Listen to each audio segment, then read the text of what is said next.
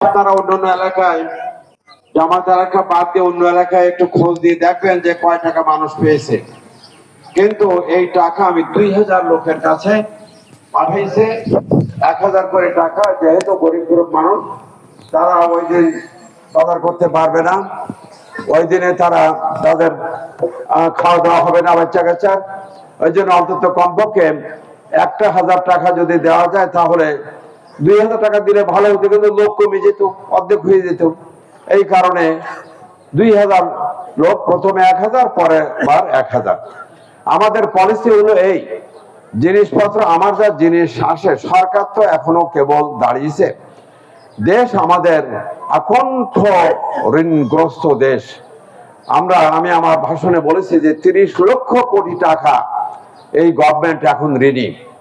এর ফলে আমরা দেশের মানুষের যে সমস্যা, এই সমস্যার আলোকে যে মানুষকে আমরা একটু সেবা দেব, একটু যে মানুষকে একটু সুবিধা দেব, সে সুযোগ নেই। তারপরে যতটুকু আসে, ধরুন একটা গ্রামে 50 জন দুস্থ মানুষ, তা সেখানে আমি যা সাহায্য পাচ্ছি, তা তো আমার এই পুরা সেই চান্দড়ি থেকে শুরু করে আর এই আপনার পাইকগাছা পর্যন্ত এই প্রায় এই সমস্ত 24টা ইউনিয়নের একটা পৌরসভা। তাহলে কতটা গ্রাম আপনারা চিন্তা করেন। তাহলে যদি প্রতিটা গ্রামে দিতে হয়, তো 1জন 2জনের বেশি তো লোক গ্রাম পর্যায়ে আর পড়ে না। এখন কিভাবে করব? ওয়ার্ড ভিত্তিক ভাগ করি আমরা। ওয়ার্ড ভিত্তিক ভাগ করে যা পড়ে, এইভাবে নির্দেশনা দিয়ে রাখছি যে এবার যদি 3 জন পায়, তাই সামনের বারে 3 জন যেন না পায়, যেন আর 3 জন যেন পায়। এইভাবে করতে করতে যেন আমরা সবাই যেন পাই, তার একটা ব্যবস্থা এইভাবে করে আমরা নিজেরা মানে আমাদের দায়িত্বশীলদের করি। আমি যা আসে সঙ্গে সঙ্গে আমার একটা এমপি টিম আছে, সেই এমপি টিমের নিয়ে বসে আমি 2 উপজেলায় ভাগ করে দেই। এরপরে ওনারা একবার ওয়ার্ড লেভেল পর্যন্ত দিয়ে দেন। তো এটাই হলো আমার বাহন, সংগঠনটা হলো আমার বাহন, জামাত ইসলামী হলো আমার বাহন। কিন্তু আমার পরিষ্কার বক্তব্য হলো এই, জামাত ইসলামের কোন নেতা কর্মী যারা সচ্ছল, তারা যদি এখান থেকে একটা টাকাও যদি গ্রহণ করে, পকটস্থ করে, আত্মীয়করণ করে, দলীয়করণ করে, এরকম যদি কোনো দেখা যায় যে না, অনাথ আতুর না, সুস্থ মানুষ এবং তারা ধনী মানুষ, তারা যদি এই গরিবের টাকা যদি দেয় কোথাও, যদি কেউ অভিযোগ করে, আর সেই অভিযোগ তদন্তে প্রমাণিত হলে জামাতের সেই লোককে আমি পুরা বহিষ্কার করে দিয়ে দেবো ইনশাল্লাহ। প্রিয় ভাইরা আমার, এই জন্য আপনারা নিশ্চিন্ত থাকুন এবং আপনারা খবর নেবেন বিভিন্ন সময় যে এমপি সাহেব কি আর নতুন করে কিছু পাঠালো কিনা, আমাদের গ্রামে কে কি পেলো না পেলো। এরকম সাংবাদিক ভাইরা যদি থেকে থাকেন, তাদেরও কাছে আমার অনুরোধ থাকবে যে আমাকে সাহায্য করবেন, আমাকে সমালোচনা করবেন, যে আমার কোনো কাজকর্মে যদি অন্যায় হয়ে যায় তাহলে আমি যেন সোজা হয়ে চলি। এই জন্য আপনাদের কলম দিয়ে, বা আপনারা যদি কোনো অন্য দলের রাজনৈতিক কর্মীরা থাকেন, তা আমার কাছে আমার মোবাইল নাম্বার সংগ্রহ করে রাখবেন, রেখে আমার কাছে ডাইরেক্ট ফোন করবেন। এরকম যে এমপি সাহেব, আপনার অমুক জায়গার গ্রামের এই টাকা আপনি দিয়েছিলেন, সেই টাকা তো একদম সচ্ছল লোককে দেওয়া হয়েছে। এইভাবে করে আপনারা অভিযোগ করবেন, ইনশাল্লাহ আমি দেন দেয়ার অ্যাকশনে চলে যাব। প্রিয় ভাইরা আমার পরিষ্কার বক্তব্য এই, তারা খবর এই জনপদকে আমরা আপ্রাণ চেষ্টা করব যে কোন চাঁদাবাজরা যেন এখানে চাঁদাবাজি করতে না পারে, কোন সন্ত্রাসীরা যেন এখানে সন্ত্রাস করতে না পারে। কোন অফিসার, পুলিশ হোক, সরকারি অফিস হোক, যেই হোক না কেন, যদি ঘুষ চায়, যদি আপনার কাজে সমস্যা সৃষ্টি করে, আমাদেরকে জানাবেন, নেতা কর্মীদেরকে জানাবেন, আপনাদের লোকাল লোকেদের কাছে জানাবেন। আমরা আপনাদের পক্ষ হয়ে চেষ্টা করব।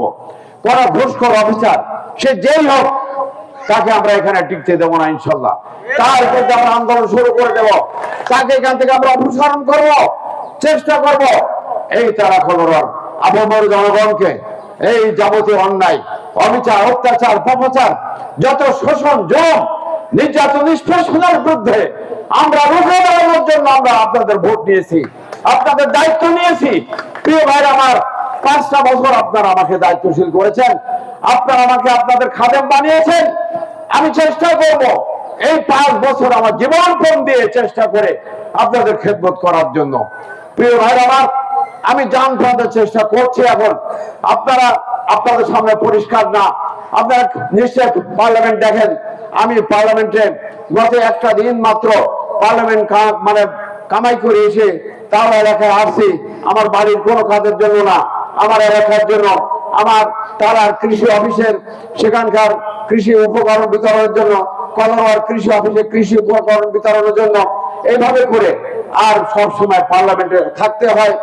এরপরে এসে এলাকার প্রশাসন, জেলা প্রশাসন, উপজেলা প্রশাসন, সেখানে আমি একটার পর একটা, গতকাল আমি 3টে অফিসে গিয়েছি। প্রিয় ভাইয়ের আমার, আমি সেখানে কৃষি অফিসে গিয়েছি, আমি সেখানে সমাজসেবা অফিসে গিয়েছি, আমি সেখানে মৎস্য অফিসে গিয়েছি। আমি একের পর এক এইভাবে করে আমি বিভিন্ন অফিসে যাই। আমি এক অফিসারকে বললাম যে দেখেন, আমার তারা খবর মানুষের কাছে যদি আপনি দুর্নীতি করেন, আপনি যদি ঘুষ খান, তাহলে কিন্তু আপনার খবর আছে। কিন্তু আমি ডাইরেক্ট বলে দিচ্ছি একেবারে, আমার পরিষ্কার কথাবার্তা, যে আমার এখানে থাকতে গেলে ভালোভাবে থাকতে হবে, জনগণকে খেদমত দিতে হবে। আমি তাকে বলেছি যে কেন আপনি হারাম খাবেন, আপনার সরকার যা দিচ্ছে তাই দিয়ে আপনাকে চলতে হবে। প্রিয় ভাই আমার, আমি আপনাদেরকে বলতে চাই, 2 থানা 3 থানা 3 থানার অফিসার, তারপরে পুলিশ বাহিনী যারা আছে, আমি তাদেরকে লালন করি, আমি তাদেরকে ভালোবাসি। জানেন, তারা এই 3 থানার অফিসাররা, তাদের প্রত্যেক দিন আমি যখনই আসি, তাদের 2 জন 3 জন করে আমার পিছনে তারা থাকে, আমার নিরাপত্তার জন্য থাকে। এই লোকগুলো পুলিশের আগের ভূমিকা যা হোক সেটা নিয়ে আমার কথা নেই। আমার বক্তব্য হলো, তারা তো আমার সঙ্গে থাকে, আমার বিপদ আপদে সবসময় তারা থাকে। আমি তাদেরকে ভালোবাসি, আমি তাদের খোঁজ খবর নেই। কিন্তু দুর্নীতি করলে কিন্তু আমার কাছে রেহাই নেই, দুর্নীতি করলে রেহাই নেই। ইতিমধ্যে একজনকে দিছি ট্রান্সফার করে, এরকম কিন্তু কেউ জানতেও পারবে না, এমন ভাবে কাজ করব এরকম। তো এই জন্য আমার পরিষ্কার বক্তব্য হলো, এই যে আমার একটু আগে বললেন আমাদের রশিদ সাহেব কোন জায়গায় কাজ করতে গিয়ে সেখানে এসেছে, হ্যাঁ সরকারি কাজ আপনাদের এখানে হবে। আমরা রাস্তাঘাট দিয়েছি, আমরা তারপরে আমরা মসজিদ দিয়েছি। আমরা মসজিদ কিন্তু আমরা প্রতি ওয়ার্ডে একটা করে মসজিদ দিয়েছি, প্রতি ওয়ার্ডে আর হলো ইউনিয়নে একটা করে মন্দির দিয়েছি। সংস্কারের জন্য কাজ এখনো শুরু হয়নি, এটা বাজেট পাস হয়ে গেছে, সামনে ইনশাল্লাহ হবে। এছাড়াও আমরা এরপরে মাত্র 10টা মসজিদ পেয়েছি, কিন্তু আমরা আপনাদের এই সোনাপাড়া মসজিদে আজকে গেছিলাম, সেখানে একটা মসজিদের ঘোষণা দিয়েছি।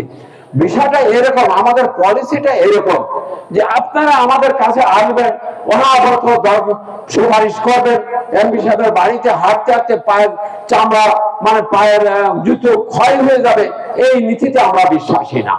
আমাদের বক্তব্য, আমরা তো খেদমত করার জন্য আসছি, আমরা তো মাতব্বরি করার জন্য আসিনি। তাহলে খেদমত কিভাবে করতে হবে, এইভাবে আমরা পলিসি দিয়েছি যে আমরা দেখব যে জিনিস যেমন আসবে তেমন কোথায় এটা দিলে ভালো হয়, কোন জায়গাটা দিলে ভালো হয়, তা আমরা খুঁজে আপনাদের এই সারাপাড়া মসজিদটাকে আমরা মাত্র 10টা মসজিদ এসেছে, তো এই 10টা মসজিদ কিন্তু 25টা জায়গায় আমাদের দিতে হবে। এর মধ্যে আমরা দেখলাম যে আমাদের অন্য জায়গার তুলনায় এই মসজিদটা আমাদের দেওয়া দরকার। আমরা কিন্তু সেইটার জন্য আমাদের কোনো আবেদন নিবেদন কেউ করিনি, আজকে বলে আসলাম 3 লক্ষ টাকার একটা অনুদানের কথা বলে আসলাম। এটা আমরা তবে হ্যাঁ একটা জিনিস হবে, ওরা ভ্যাটের টাকা সরকারি একটা খরচ কিন্তু নেয়, সেইটা নেওয়ার বাদে আর বাকি টাকা এখানে করতে হবে। কন্ট্রাক্টররা যারা আসবে তারা একটা সীমিত লাভ তারা করবে, কিন্তু এই অফিস দুর্নীতি হবে, এইটা হলে আমাদেরকে জানাবে, আমরা লড়াই করব। আমাদের কথা হলো যে দুর্নীতি মুক্ত ভাবে তারা করার জন্য আমরা প্রাণপণ চেষ্টা চালিয়ে যাব। প্রিয় ভাইরা আমার, আমরা ইতিমধ্যে রাস্তায় 30 কোটি টাকার একটা আবেদন এমপিদের মতন পেয়েছি, সেই টাকা এই 30টা 25টা ইউনিয়নে ভাগ করে দিয়েছি। মুশকিল হলো কি জানেন, একটা রাস্তা করতে 1 কোটি টাকা লাগে, তো তাহলে তো বেশি দূর এগুলো যাচ্ছে না। আমি ওই জন্য বলছিলাম যে এই যে আমি আজকে 1 কিলো রাস্তা করতে 1 কোটি টাকা লাগে, তো তাহলে কত দূর এগোবেন আপনি? তো আমি আজকে এই সাজাদপুরের যে ঘোরাঘুরি যা করলাম, তাতে আমি দেখছি যে রাস্তায় আমি গিয়েছি সেই রাস্তাটাই কার্পেটিং করা দরকার। তো এখন এই কাজ আমি আমার এই 5 বছর করে পারবান কিনা আমি তাই নিয়ে দুশ্চিন্তায়। যে আমি এত কাজ গভর্নমেন্টকে টাকা দিয়ে পারবে কিনা, আর এই এত বিশাল কাজ আর বিশাল গ্রাম, এখানে রাস্তাঘাটের যে করুণ দশা দেখতে পাচ্ছি। এই যে কতদিনই আপনাদের এটা হবে যে সাহেবকে এমপি বানালো, আমাদের রাস্তাটা হলো না, এই দুঃখ হয়তো আপনাদের থাকবে। আপনারা হয়তো আমার ব্যাপারে আপনাদের জানি না, তবে আমি এটুকু অন্তত বুঝবেন, এই কথা দিয়ে গেলাম যে একেবারে সর্বশেষ দিন পর্যন্ত আমি আপনাদের জন্য চেষ্টা চালিয়ে যাব। সংসদে বলেন, সচিবালয়ে বলেন, এলাকায় বলেন, সব জায়গায় ইনশাল্লাহ প্রচেষ্টা অব্যাহত থাকবে। আমি শুধু একটা জিনিস আপনাদের কাছে চাই, সেই জিনিসটা হলো আপনাদের দোয়া, যেন আমি সুস্থ থাকতে পারি আর দক্ষতা যোগ্যতা মাধ্যমে যেন আমি আপনাদের সেবা দেওয়ার জন্য আমি যেন আপ্রাণ চেষ্টা করতে পারি। প্রিয় ভাইরা আমার, এই জন্য আপনাদের কাছে যাই। আমি টুকটাক জিনিসপত্র যা কিছু পাই না কেন সেখান থেকে তো পাই, এছাড়াও আমার দোয়া সবার জন্য উন্মুক্ত। আমার কাছে আমার মোবাইল করতে লাগে না, তা আমার একজন আছে, তার নাম্বারটা আপনারা নিয়ে রাখবেন, আমার নাম্বারও নিয়ে রাখবেন। যদি অনেক সময় আমি পারি না, বিভিন্ন জায়গায় গেলে, মিটিং এ গেলে, পার্লামেন্টে গেলে আমার সঙ্গে তার আপনারা কথা বলতে পারবেন না, সেখানে তো মোবাইল বন্ধ করে থাকতে হয়। সরকারি অফিসে গেলে সেখানে তো মোবাইল বন্ধ করে থাকতে হয়। এই জন্য আমার যে ওই মতিউর রহমান, তার আমার বিষয়টা এরকম ভাবে নেবেন না যে এমপি সাহেব বাংলা এরকম এমপি না। আমি তো আপনাদের খাবেন, আমি তো বলেছি, আমি তো আপনাদের বলে দিয়েছিলাম যে আমি আপনাদের সেবা দেবো ইনশাল্লাহ মৃত্যু পর্যন্ত। যে কোনো এমপি থাকি বা না থাকি, আগামী 5 বছর যদি এমপি নাও থাকি, তারপরে তাদের চেষ্টা করবো ইনশাল্লাহ এমপি থাকি বা না থাকি, বাকি হায়াত থেকে যেন জনগণের খেদমত করে যেতে পারি। আর এর বিনিময়ে আমি আমার রবের কাছ থেকে যেন আমি যা খায়ের পেতে পারি। তার প্রিয় বান্দা সাহেবের কাছে হাসপাতালের যিনি প্রধান, এবং সেখানে প্রজেক্ট কমিটির সভাপতি হলেন তো ওখানকার মেম্বার সাহেব।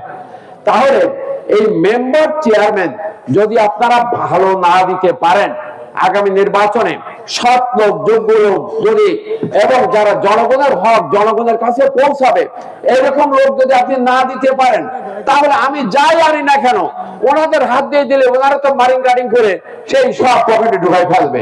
এই জন্য আমি আপনাদের কাছে অনুরোধ করে গেলাম যে আগামী নির্বাচনে আমাদের ডাক্তার মাহমুদ সাহেবকে হয়তো অনেকেই চেনেন, তাকে আমরা উপজেলা চেয়ারম্যান ক্যান্ডিডেট করছি। আমরা আমাদের গাজী সুজাত আলী সাহেব, একটু উঠে দাঁড়ান, এনাকে আমরা ভাইস চেয়ারম্যান ক্যান্ডিডেট করছি। আমাদের এই ইউনিয়নের চেয়ারম্যান পদে আমাদের আলী হোসেন সাহেব বালিয়া বাড়ি, তাকে আমরা চেয়ারম্যান ক্যান্ডিডেট করেছি। এইসব লোকগুলোকে আমরা ভালো লোক জেনে করেছি। এখন আপনাদের এলাকার মানুষ আপনারা যাচাই বাছাই করে দেখবেন যে লোকগুলো ভালো কিনা।